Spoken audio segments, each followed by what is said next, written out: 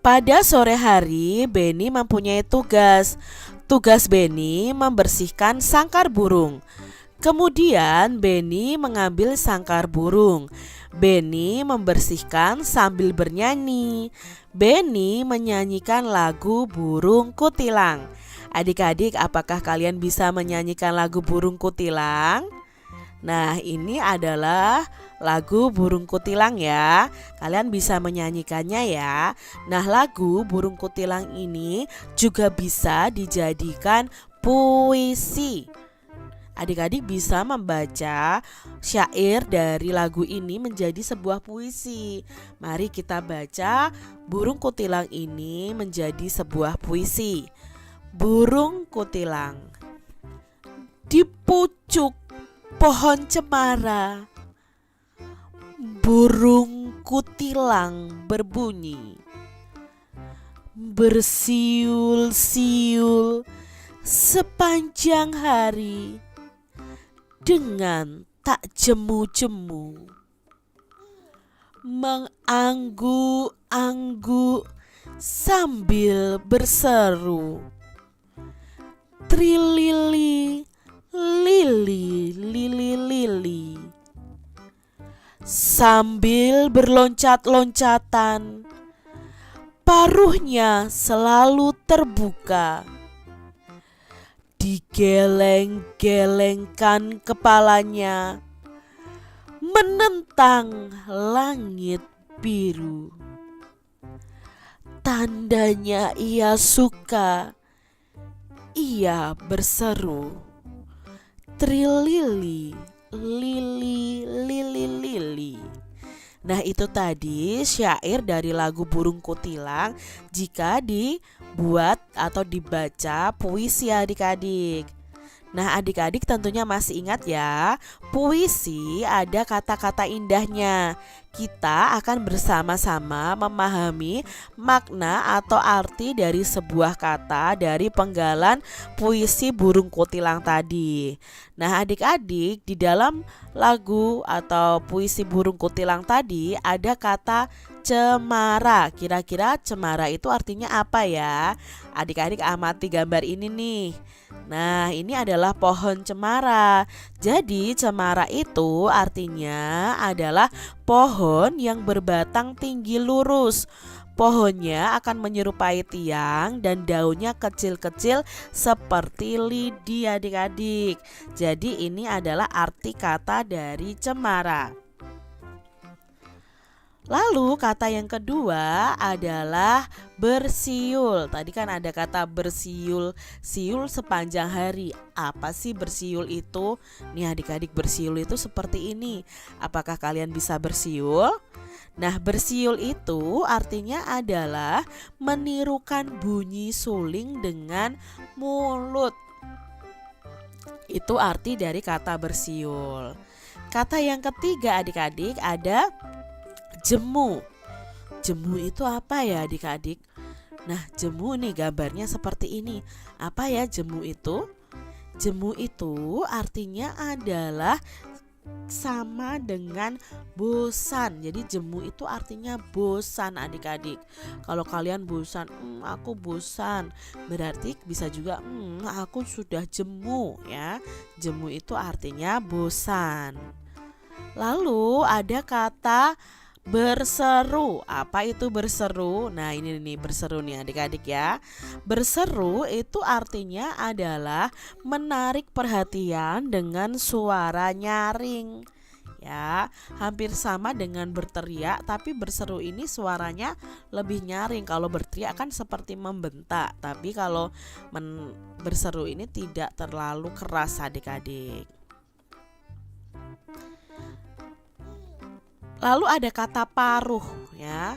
Apa ya arti dari kata paruh? Gambarnya ini nih paruh nih adik-adik. Paruh burung, paruh bebek.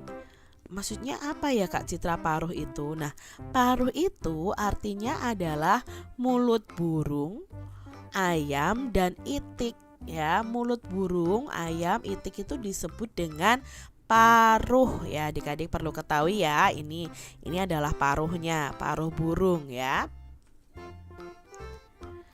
Adik-adik, temukan kata yang sesuai dengan maknanya. Nah, ini tadi kan kita sudah pelajari masing-masing kata maknanya apa. Nah, sekarang ada maknanya, lalu kita akan mencari katanya dalam tabel ini adik-adik. Contohnya yang pertama, mulut burung, ayam, dan itik. Tadi disebut apa? Paruh. Nah, kita cari nih di dalam kotak ini nih mana ya kata paruh. Nah, ini adalah kata paruh adik-adik. Yang kedua, menirukan bunyi suling dengan mulut. Bersiul. Ya, bagus sekali. Mana ya kata bersiulnya? Ya, ini dia kata bersiulnya adik-adik. Lalu yang ketiga, menarik perhatian dengan suara nyaring. Nah, berseru ya adik-adik ya, sudah ada kata berseru. Lalu yang keempat, kata yang sama dengan bosan. Ya, kata yang sama dengan bosan tadi apa? Jemu. Coba adik-adik cari kata jemu. Apakah kalian sudah menemukannya? Ya, ini dia kata jemu. Lalu yang kelima, pohon yang berbatang tinggi lurus, pohonnya menyerupai tiang dan daunnya kecil-kecil seperti lidi adalah pohon cemara. Coba adik-adik cari kata cemara. Ya, ini adalah kata cemara. Nah, pahami puisi berikut dan bacalah dengan lafal, intonasi, dan ekspresi yang tepat. Adik-adik tentunya masih ingat ya, lafal atau artikulasi itu pengucapan kata, intonasi itu tinggi rendahnya nada, dan ekspresi itu adalah raut muka saat kita membaca puisi harus tepat. Di sini ada puisi yang berjudul Burung Berkicau karya Erika Artadini. Coba adik-adik baca puisi ini dengan baik dan benar. Contohnya seperti ini adik-adik. Burung Berkicau karya Erika Artadini. Di pagi hari kulihat engkau berayun-ayun sambil berkicau. Kadang ku ingin memiliki sayap dan suara sepertimu. Suara yang sangat merdu, kicauan di langit biru. Seperti itu adik-adik. Coba adik-adik ya baca puisi ini di depan kedua orang tua kalian. Benny telah selesai membersihkan sangkar burung. Benny menggantungkan sangkar burung di tempat semula. Kemudian Benny bermain di taman. Main di taman banyak macamnya adik-adik mainannya ya. Ada mainan bergelantungan, ada mainan perosotan, ada mainan ayunan. Nah, Benny memilih mainan untuk bergelantungan seperti ini. Adik-adik tentunya kalian pernah bermain ya di taman-taman itu ada perosotan, ada ayunan, lalu ada besi untuk bergelantungan seperti ini. Nah, adik-adik kita akan pelajari lebih lanjut kegiatan bergelantungan di papan besi. Nah, kegiatan bergelantungan di papan besi itu disebut dengan pull up. Ya, pull up itu melatih kekuatan otot tangan kita adik-adik dan melatih juga keseimbangan kita. Jadi adik-adik ada bermacam-macam gerakan pull up ini. Ayo kita perhatikan bersama-sama. Nah, gerakan pull up yang pertama seperti ini ya adik-adik ya. Itu adalah gerakan tangan kita bergelantungan, lalu kaki lurus ke bawah, kaki tidak boleh menyentuh tanah. Ini gerakan yang pertama. Lalu gerakan yang kedua adalah tangan bergelantungan tapi pahanya diangkat ke atas ya, ke bagian depan dan tidak boleh menyentuh tanah. Kalian harus bertahan berapa lama, misalnya 8 kali hitungan. Berikutnya ada gerakan tangan bergelantungan ya, sama paha diangkat ke depan. Lalu nah ini tangan bergelantungan, kakinya ditekuk ke belakang. Kalian bertahan selama 8 kali hitungan. Gerakan pull up berikutnya adalah tangan bergelantungan, lalu coba kaki kalian itu memanjang ke depan, lurus ke depan adik-adik. Gerakan pull up berikutnya adalah tangan bergelantungan, kaki memanjang ke belakang. Jadi kakinya ditarik ke belakang tapi tidak boleh ditekuk adik-adik.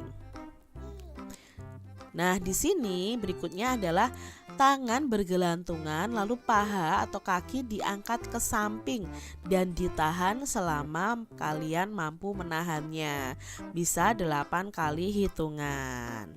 Demikian ya adik-adik, itu tadi gerakan pull up yang bisa kalian latih. Adik-adik tentunya masih ingat simbol ini ya adik-adik ya. Simbol ini adalah simbol sila kedua Pancasila. Nah, Beni ini mempunyai banyak teman. Beni juga anak yang baik. Beni pandai bergaul. Teman Beni ada yang menjadi pengurus masjid. Pengurus masjid tiba-tiba itu ke rumah Beni. Pengurus masjid perlu bantuan untuk korban banjir. Beni memberi sumbangan untuk korban banjir. Beni memberi contoh yang baik. Contoh ini sesuai dengan sila kedua Pancasila. Tentunya adik-adik masih ingat sila kedua Pancasila itu berbunyi kemanusiaan yang adil dan beradab. Nah, di sini Beni memberikan sumbangan. Berarti ada rasa kemanusiaan ketika Beni memberikan sumbangan kepada korban bencana banjir. Lalu contoh penerapan sila kedua Pancasila di rumah apa saja? Nah, ini memberikan sumbangan pada korban bencana alam, membantu orang tua, membantu orang tua mengerjakan pekerjaan di rumah, berbagi makanan dan minuman dengan saudara menyayangi saudara, tidak bertengkar, berbagi tugas dengan adil. Itu sesuai dengan penerapan sila kedua Pancasila. Adik-adik, pada gambar ini mana saja sih yang menerapkan sila kedua Pancasila? Nah, yang menerapkan sila kedua Pancasila adalah gambar pertama, lalu gambar ketiga, gambar kelima, dan gambar keenam. Mengapa gambar kedua ini tidak menerapkan sila kedua Pancasila? Ini menerapkan sila ketiga, yaitu persatuan. Sedangkan gambar keempat itu adalah berdoa itu menerapkan sila pertama Pancasila, yaitu ketuhanan yang Maha Esa. Nah, adik-adik di sini Beni sedang bermain pull up. Beni bermain di taman. Beni bermain gantungan di taman. Tangannya kurang kuat memegang gantungan. Tangan kanannya tidak berpegangan lagi. Beni hampir jatuh adik-adik. Ayah melihat Beni hampir terjatuh. Ayah langsung menolong Beni. Beni bersyukur karena ditolong oleh ayahnya. Kalau rasa syukur itu berarti menerapkan sila pertama Pancasila. Beni sangat mencintai orang tua. Beni juga menghormati dan menaati nasihat orang tua. Beni patuh terhadap orang tua. Nah, perbuatan ini merupakan sikap yang sesuai sila kedua Pancasila. Ayo adik-adik kalian terapkan penerapan sila kedua Pancasila di rumah kalian masing-masing dengan mencintai orang tua, menghormati orang tua, menaati nasihat